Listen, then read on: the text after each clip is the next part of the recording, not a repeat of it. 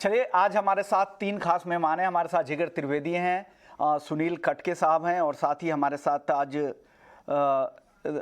और साथ ही तपन पटेल हैं एचडीएफसी सिक्योरिटी। आप तीनों ही मेहमानों का ईटी नाउ स्वदेश की इस खास पेशकश में स्वागत है। और आज अंतर्राष्ट्रीय योग दिवस है, तो इस योग दिवस की आप सभी को बहुत बहुत शुभकामनाएं। देश भर में योग दिवस धूमधाम से लोग अलग अलग जगहों की अगर फुटेज आपको दिखाएं तो देखिए, कर्नाटक, पंजाब, लद्दाख, दिल्ली, हर जगह लोग योगा डे सेलिब्रेट कर रहे हैं। देश भर के ये अलग अलग विजुअल्स है, आप देख सकते हैं कि लोग योगा डे को कैसे सेलिब्रेट कर रहे हैं। लेकिन अपना कमोडिटी मार्केट भी योगा डे की तरह ही काफ़ी उतार चढ़ाव वाला देखने को यहाँ भी मिल रहा है, काफ़ी शीर्षासन यहाँ पर भी देखने को मिल रहा है। अगर आप कमोडिटी मार्केट के लिहाज से देखिए तो यहाँ भी काफ़ी उतार चढ़ाव पिछले कुछ महीने में हम देख चुके हैं। जब से रूस और यूक्रेन में युद्ध शुरू हुआ है तब से कमोडिटी मार्केट में ज़बरदस्त वॉलेटिलिटी देखने को मिल रही है। फरवरी के बाद से जो तेज़ी जारी हुई थी, 2-3 महीने चली, उसके बाद से अब धीरे धीरे यहाँ पर अब नरमी भी आनी शुरू हो चुकी है। तो सबसे पहले सुनील जी, आपसे मेरा यही सवाल होगा कि जिस तरह का शीर्षासन हम कमोडिटी मार्केट में आजकल देख रहे हैं, ज़बरदस्त तेज़ी और फिर वापस से तेज़ गिरावट, क्या लग रहा है ये इन गिरावट में, खास करके बेस मेटल्स के मार्केट में और कुछ एग्री काउंटर्स में, आपको क्या लग रहा है आगे क्या होगा और क्या करना चाहिए यहाँ से? जी नमस्कार विश्वमोहन जी।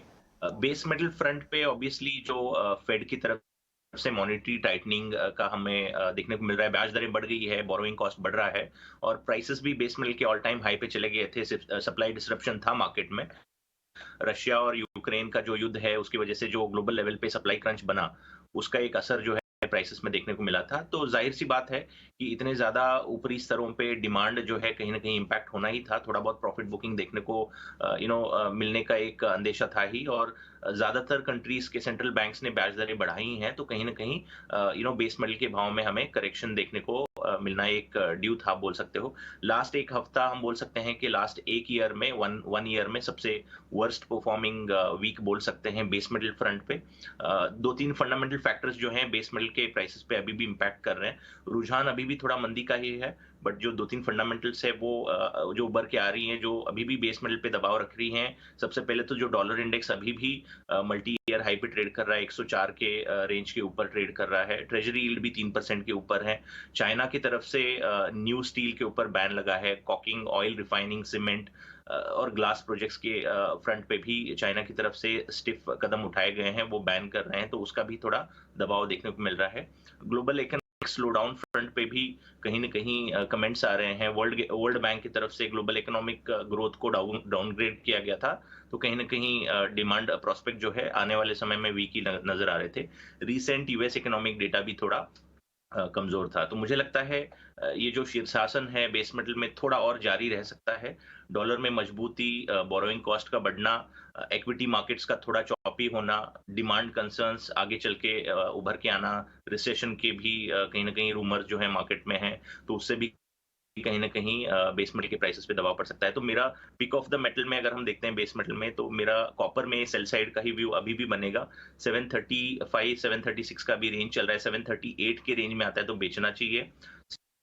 742 का एक स्टॉप लॉस लगा के 730 तक का एक लेवल जो है मुझे लगता है कॉपर में देखने को मिल सकता है। और दूसरी कमोडिटी बेस मेटल काउंटर में मेरा एल्यूमिनियम रहेगा। एल्यूमिनियम में भी मुझे लगता है कहीं न कहीं जो चाइना का एल्यूमिनियम का इंपोर्ट है वो तकरीबन 17% घटा है। डिमांड कंसर्न्स अभी भी है। इकोनॉमिक फ्रंट पे उतना प्रोग्रेसिव आउटलुक नहीं है, तो 215-16 के रेंज में एल्यूमिनियम भी बेचना चाहिए। 205 का एक टारगेट है, 220 का एक टारगेट लेके चल सकते हैं। एग्री काउंटर्स में आपने जैसे बोला, कहीं न कहीं महंगाई की मार सब पे पड़ रही थी। इन्फ्लेशन को कंट्रोल करने के लिए गवर्नमेंट ने अपने तरफ से बहुत सारे कड़े कदम उठाए। अभी मॉनसून का भी अराइवल हुआ है, तो कहीं न कहीं एक पॉजिटिव सेंटिमेंट है, जिसकी वजह से भावों पे थोड़ा दबाव देखने को मिला है, थोड़ा बहुत प्रॉफिट बुकिंग देखने को मिल रहा है। मुझे लगता है एग्री काउंटर्स में भी थोड़ा बहुत प्रॉफिट बुकिंग जो है जारी रहेगा और 3 से 4% तक के प्राइसेस जो है मोर और लेस स्पाइस काउंटर में और इवन ग्वार काउंटर में हमें एंटिसिपेट करने को मिल सकता है। चलिए जिगर जी, अब आप बताइए, जिस तरह के उतार चढ़ाव भरे दौर हम देख रहे हैं पिछले कुछ महीने से, ऐसे में आपको क्या लग रहा है एग्री ट्रेडर्स के लिए कितना टफ है ऐसे मार्केट में सरवाइव करना, फिर ट्रेड करना?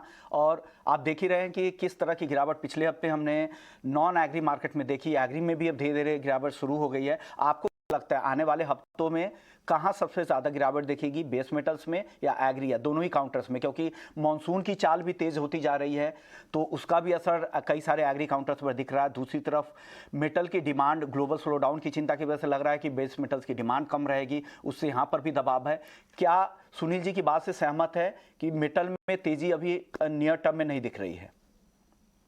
Good morning Vishwamohan. सबसे पहले तो इंटरनेशनल योग दिवस का आपको भी बहुत बहुत शुभकामनाएं। Thank you sir. जी, हमें तो इसकी बहुत ही ज़रूरत है क्योंकि जिस तरीके से हम पूरा दिन चार्ट के सामने या कंप्यूटर्स के सामने जो ग्लूटेड रहते हैं, so we require this kind of activities daily, I think.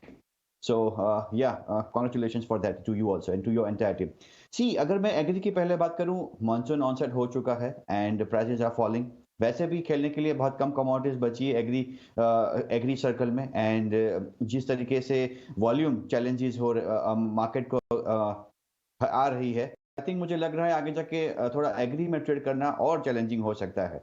हालांकि इन दिनों में हमने देखा है because of the onset of the monsoon kharif crop specially, जहां पे हमने प्रेशर देखा हुआ था। आई थिंक मुझे लग रहा है अगर एग्री कमोडिटीज में अगर ट्रेड लेना हो, स्पाइस कॉम्प्लेक्स है या तो फिर गोवा कॉम्प्लेक्स है, यहाँ पे थोड़ा बहुत और प्रेशर बढ़ सकता है। एंड आई थिंक गुआर सीड जुलाई कॉन्ट्रैक्ट अगर हमें यहाँ पे 5450 के आसपास मिले, प्रेशर बन सकता है। 5500 के स्टॉप लॉस से यहाँ पे काम करे, 5350 के टारगेट्स देखने को मिल सकते हैं। जीरा जुलाई अगर 20,600 के आसपास मिले, one should short 20,800, stop loss लेके चले 20,200 के लेवल्स देखने को मिल सकते हैं। और जहां तक बेस मेटल्स की बात है, see fine, we have seen one way selling pressure. Copper जो 15 दिन एक महीने पहले 820 के आसपास का भाव था, वो आज चल रहा है 735 के आसपास। जिंक जो 340 का भाव था वो 310 के आसपास है। एल्यूमिनियम जो 240 का भाव था वो 210 का भाव है। 1 जून से चाइना मार्केट ओपन भी हुआ, जो पोस्ट लॉकडाउन था वो लिफ्ट ऑफ भी किए गए, लेकिन फिर भी कहीं कहीं अभी भी लॉकडाउन कंसर्न्स चाइना में है। स्ट्रॉन्ग डॉलर है, रिसेशनरी फियर्स है, so all this things are putting pressure. Inventories although are at 2007-2008 lower level, so थोड़ा बहुत मार्केट में प्रेशर अभी भी है, रिसेशनरी कंसर्न्स है because of the rate hike, I would say hawkish Fed stands. लेकिन मुझे लग रहा है कॉपर में शायद यहाँ पे थोड़ा बहुत एक बॉटम बन सकता है। चिली कोडेल्को में कल से स्ट्राइक हो सकती है। The company is planning to shut down one of the largest smelting unit. तो मुझे लग रहा है कॉपर में सप्लाई कंसर्न्स की वजह से यहाँ पे थोड़ा बहुत बॉटम बन सकता है, and one should go for a long call. थोड़ा कॉन्ट्रा कॉल रहेगा ट्रेंड से, क्योंकि प्राइसेस में हमने वन वे फॉल देखा हुआ था। Mine calls are all contra calls today. So copper July one should go long around 735, 736, 73 का स्टॉप लॉस लेके चले, 742 का टारगेट लेके हम चल सकते हैं। Aluminium, I still feel aluminium में थोड़ा बहुत पेन है, लेकिन बॉटम बहुत नजदीक है। मुझे लग रहा है एल्यूमिनियम में यहाँ पे अगर जुलाई कॉन्ट्रैक्ट 215 के आसपास मिलता है, वन शुड गो लॉन्ग। 214, 213 का स्टॉप लॉस लेके चले, 217, 219 का टारगेट के लिए यहाँ पे भी एक कॉन्ट्रा कॉल ले सकते हैं। So for me actually copper and aluminium they are contra buy calls. Tapan, आपका व्यू क्या है कमोडिटी मार्केट को लेकर? कितना टफ हो गया है ऐसे बाजार में पैसे बनाना है, खास करके लिए कमोडिटी ट्रेडर्स के लिए? जितना टफ आज के ट्रेडर्स या लोग योगा को जितना टफ मानते हैं, क्या उस तरह से ट्रेडिंग करना भी, कमोडिटी में खास करके ट्रेडिंग करना उतना ही टफ हो गया है? जी बिल्कुल। गुड मॉर्निंग और विश्व योग दिवस की आपको शुभकामनाएं। और मुझे लग रहा है कि कॉमोडिटी मार्केट जिस तरह से पिछले एक महीने में हालात है, जिस तरह से यूएस फेड ने मॉनेटरी टाइटनिंग शुरू किया है, साथ ही साथ बाकी सेंट्रल बैंक्स ने भी ये जो ट्रेंड है वो फॉलो किया है। सभी जगह से जो क्वांटिटी ईजिंग हो रहा था से क्वांटिटी टाइटनिंग हो रहा है, तो लिक्विडिटी जो है मार्केट से जा रही है, जिसका इफेक्ट जो है पहले तो कमोडिटी कंजम्पशन पे ही होगा, और ओवरऑल जो इकोनॉमी रिकवरी भी है उसको ऊपर भी थोड़ा इफेक्ट आ सकता है। तो जिस कारण हमने कमोडिटी मार्केट जो है काफी वोलेटाइल देखा है। तो जैसे कपालभाति में सांस को अंदर बाहर करते हैं, वैसे कमोडिटी मार्केट में मूवमेंट अभी फिलहाल हम देख रहे हैं। उसके साथ ट्रेडर्स की भी सांसें ऊपर नीचे हो रही है भाव के साथ, तो उसी का असर हम यहाँ पे देख रहे हैं। तो मुझे लग रहा है मार्केट अभी भी आगे जाके खास करके इस महीने के लिए और वोलेटाइल रह सकता है। और जो ग्लोबल मार्केट्स है वो फेड का अगला ट्रेंड क्या होगा और यूएस के क्या डेटा आता है उसके ऊपर खास ध्यान रहेंगे। तो मुझे लग रहा है बुलियन प्राइसेस जो है वो करंट रेट में ही स्टडी ट्रेड कर सकते हैं। प्रेशर जो है वो रहेगा, अपसाइड जो लिमिटेड रह सकती है, क्योंकि ओवरऑल जो अग्रेसिव फेड है, फेड रेट हाइक है, तो उसका जो इम्पैक्ट है डॉलर और बॉन्ड यील्ड पे हो सकते हैं, जिसका प्रेशर बुलियन प्राइस पे रह सकता है। तो मेरे हिसाब से सिल्वर में सेल ऑन राइज का ट्रेंड रख सकते हैं। गोल्ड प्राइस मुझे लग रहा है करंट रेंज बढ़कर रहेंगे 50,200 और ऊपर में 51,800 की रेंज जो है वो यहाँ से गोल्ड में कंटिन्यू। ट्रेडिंग के लिहाज से मुझे लग रहा है सिल्वर में ट्रेडिंग कर सकते हैं 61,000 के लेवल से चांदी में सेल कर सकते हैं। Target down side 60,200, stop loss जो 61,400 रख के सिल्वर में ट्रेडिंग कर सकते हैं। बाकी कमोडिटीज की बात करें, मुझे लग रहा है बेस मेटल्स में यहाँ पे एक बॉटम फॉर्मिंग हो रही है, कंसोलिडेशन हो रहा है, लेकिन अभी भी चाइना की तरफ से थोड़े डेटा की पुष्टि होगी आगे जाके, तो उसका इफेक्ट आएगा। एल्यूमिनियम मुझे लग रहा है कि यहाँ पे एक बॉटम बन रहा है, 2 दिन से अगर देखें तो पॉजिटिव एंडिंग दे रहा है, और मुझे लग रहा है एल्यूमिनियम में हम काउंटर ट्रेडिंग ले सकते हैं व्यू, और 214 के लेवल से एल्यूमिनियम में हम बाय कर सकते हैं। टारगेट ऊपर में 218 219 का रख सकते हैं, और स्टॉप लॉस जो है मुझे लग रहा है 211 के बिलो का रख के एल्यूमिनियम में बाय कर सकते हैं। कॉपर में फिर जैसे सुनील जी ने बताया कि मुझे लग रहा है 742 का जो हाई है वो ब्रेक करना जरूरी रहेगा, तब तक के लिए सेल ऑन राइज का व्यू रख सकते हैं। डाउन साइड सपोर्ट जो है 731 का रहेगा। तो बेस बिजनेस में मेरे लिए मुझे लग रहा है ये 2 कमोडिटी पे ध्यान रखना चाहिए। एनर्जी मार्केट की बात करें, मुझे लग रहा है क्रूड ऑयल में जो करेक्शन ड्यू था वो हो गया है, और वापस से जो प्राइसेस जो है वो ऊपर जा सकते हैं। तो मुझे लग रहा है 5 का व्यू क्रूड ऑयल में ले सकते हैं। 8,550 का लेवल से हम क्रूड ऑयल बाय कर सकते हैं। टारगेट ऊपर में 8,680, और स्टॉप लॉस जो 8,510 का रख के क्रूड ऑयल में बाय कर सकते हैं। मुझे लग रहा है प्राइसेस वापस से 115 से 120 की रेंज जो है वो पकड़ सकती है। अपसाइड रेज्यूम करने के लिए मुझे लग रहा है 123 का जो ब्रेकआउट है वो प्राइस को देना पड़ेगा, लेकिन जैसे जैसे आगे जाके डिमांड पीक होगी और सप्लाई अभी भी टाइट है, तो डिमांड रिकवरी जैसे आएगी उसका जो सपोर्ट है ऑयल प्राइस को मिल सकता है। तो मेरे हिसाब से क्रूड ऑयल में तो बाय एंड इसका भी फिलहाल कंटिन्यू रखना चाहिए। चलिए वापस से नॉन एग्री मार्केट में गोल्ड और सिल्वर की बात कर लेते हैं, जहां काफ़ी सुस्ती दिख रही है। पिछले एक मई के महीने से ही 51,500 से 50,500 के आसपास का एक रेंज दिख रहा है। सुनील जी, क्या लग रहा है, कब आपको लग रहा है कि गोल्ड इस रेंज से बाहर निकलेगा, और बड़े एक्शन की उम्मीद कब से करे गोल्ड में? विश्वमोहन जी, बहुत एक टाइट रेंज में ट्रेड कर रहा है गोल्ड। दो तरफा न्यूज है मार्केट में अभी अवेलेबल। हालांकि मैं बोल सकता हूं कि एक बॉटम बना चुका है गोल्ड।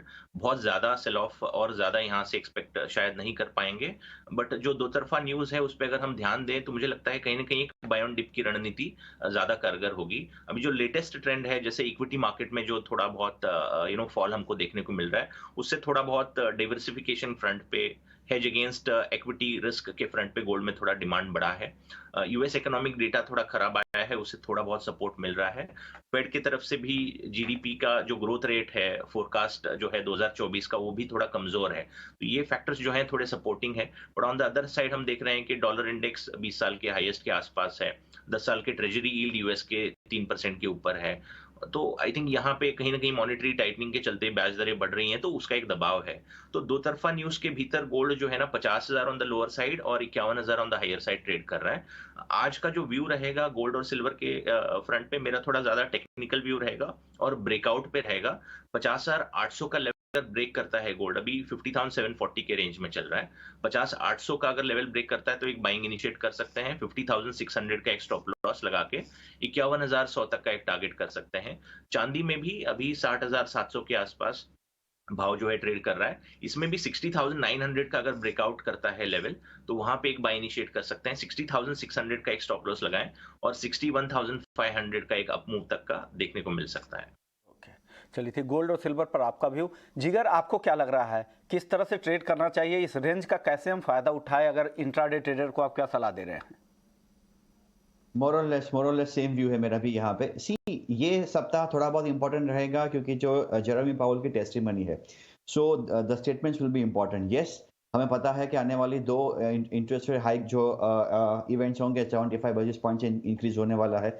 मार्केट कहीं ना कहीं हद तक इसको डिस्काउंट करके चल रहा है।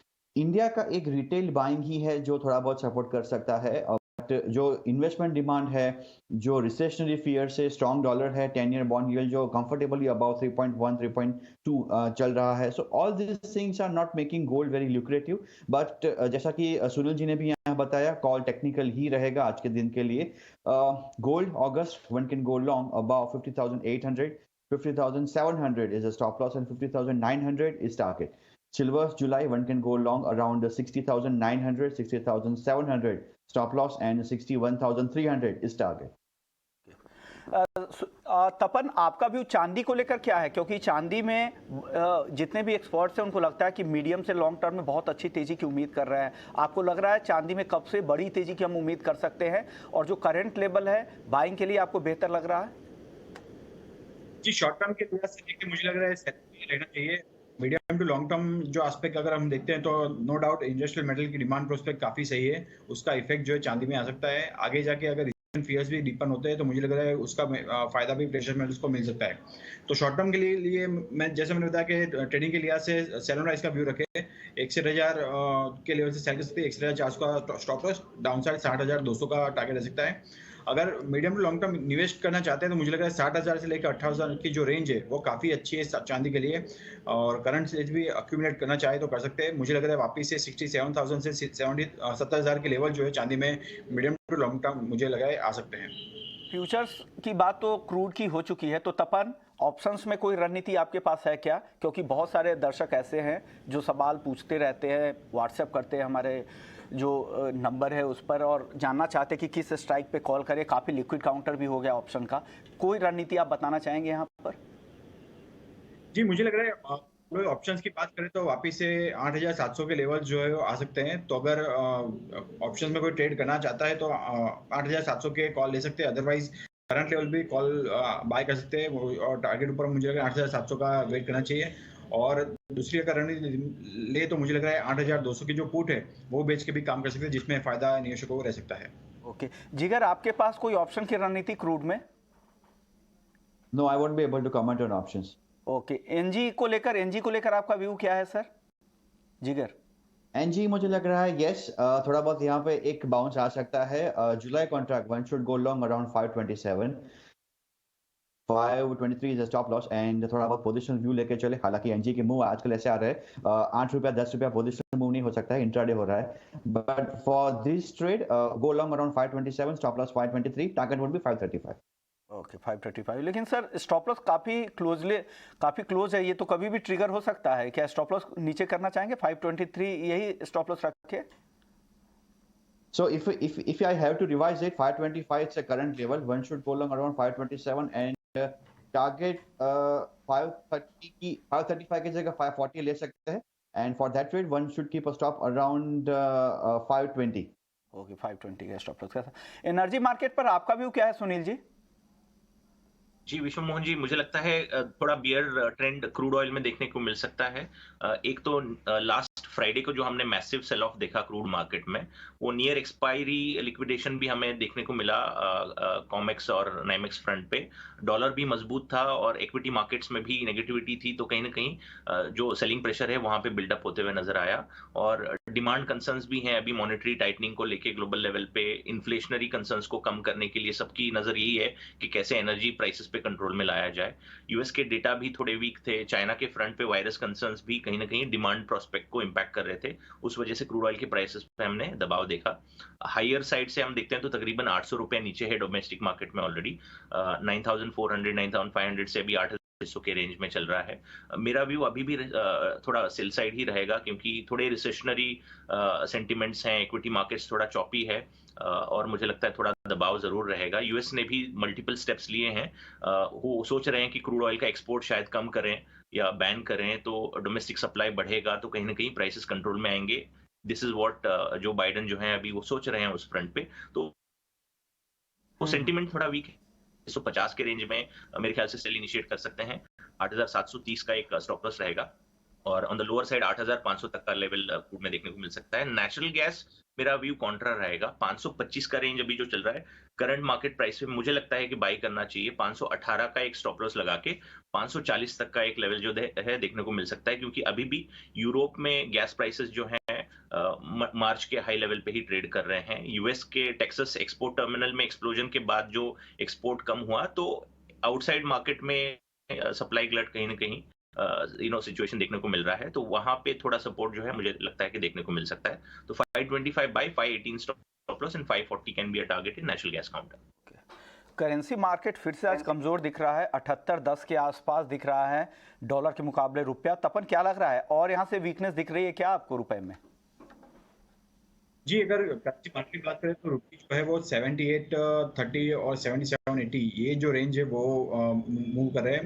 नो डाउट एक यहाँ से करेक्शन यूएसडी में ड्यू है, लेकिन जैसे क्रूड ऑयल आज रिकवर हुआ है उसका इफेक्ट यहाँ पे हमको दिख रहा है। डॉलर इंडेक्स डाउन है लेकिन रुपी जो है वो वीक चल रहा है। मुझे लग रहा है क्रूड ऑयल एक फैक्टर है जिसका कारण रुपी जो है आज वीक हो रहा है। तो मुझे लग रहा है कि वीकनेस कंट्रोल रहेगी, लेकिन इससे पहले एक करेक्शन आ सकता है। मुझे लग रहा है 77-80 का जो सपोर्ट है वो प्राइस को टच कर सकता है नियर टर्म में, और बाकी दायरा जो ये अगर ब्रेक नहीं करे तब तक के लिए प्राइस ये रेंज में रह सकते हैं। 78.30 के ऊपर ही मुझे लग रहा है रुपया ज़्यादा खराब होगा, अदरवाइज मुझे लग रहा है यूएसडी यहाँ से और करेक्ट हो सकता है।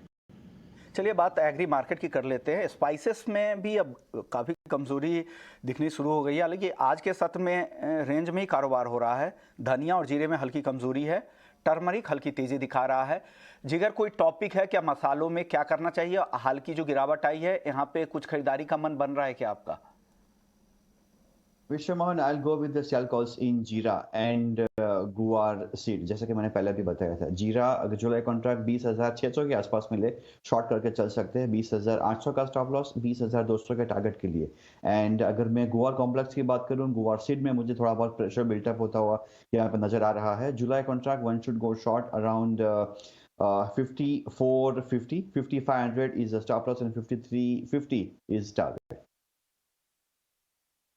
ग्वारसीड और जीरा दो सेल कॉल है जिगर की तरफ से। लेकिन मानसून को लेकर अपडेट ये है कि 1 जून से 20 जून तक के जो मानसून के जो आंकड़े आए हैं वो सामान्य से 5% कम बारिश हुई है। जो शुरुआती 2 हफ्ते में जो डेफिसिट दिख रही थी उसमें काफ़ी कमी आई है। और जो सेकेंड स्पेल, कल आईएमडी से बात भी हुई थी और आईएमडी के सीनियर साइंटिस्ट आर.के. जेनामनी साहब ने कहा भी था कि मानसून की रिकवरी अच्छी हो रही है और आने वाले हफ्तों में जो ये डेफिसिट है वो पूरी तरह से खत्म हो सकती है और हम सरप्लस में होंगे। और कल सामान्य से 40% ज़्यादा बारिश हुई है और देश के कई हिस्से में मानसून अब पहुंच चुका है। मध्य प्रदेश, छत्तीसगढ़, आंध्र प्रदेश में भी मानसून की एंट्री पूरी तरह से हो चुकी है। जो बचे हुए जिले थे वहां पर भी मानसून की एंट्री हो चुकी है। और नॉर्थ इंडिया के जो कुछ इलाके हैं जहां पर अभी तक मानसून की एंट्री नहीं हुई है लेकिन प्री मानसून बारिश अच्छी हो रही है और वहां पर हीट वेव की चिंता खत्म हो गई। तो ये है मानसून को लेकर अपडेट। तो मुनाफे की मंडी को यहीं समेटते हैं। शुक्रिया जिगर आपका, तपन आपका और सुनील जी आपका, आप लोगों ने वक्त निकाला हमारे दर्शकों के लिए और बेहतरीन आउटलुक भी बताया और दर्शकों के लिए बेहतरीन ट्रेडिंग कॉल्स भी। तो मुनाफे की मंडी में फिलहाल इतना ही, लेकिन आप बने रहिए हमारे साथ। ब्रेक के बाद आप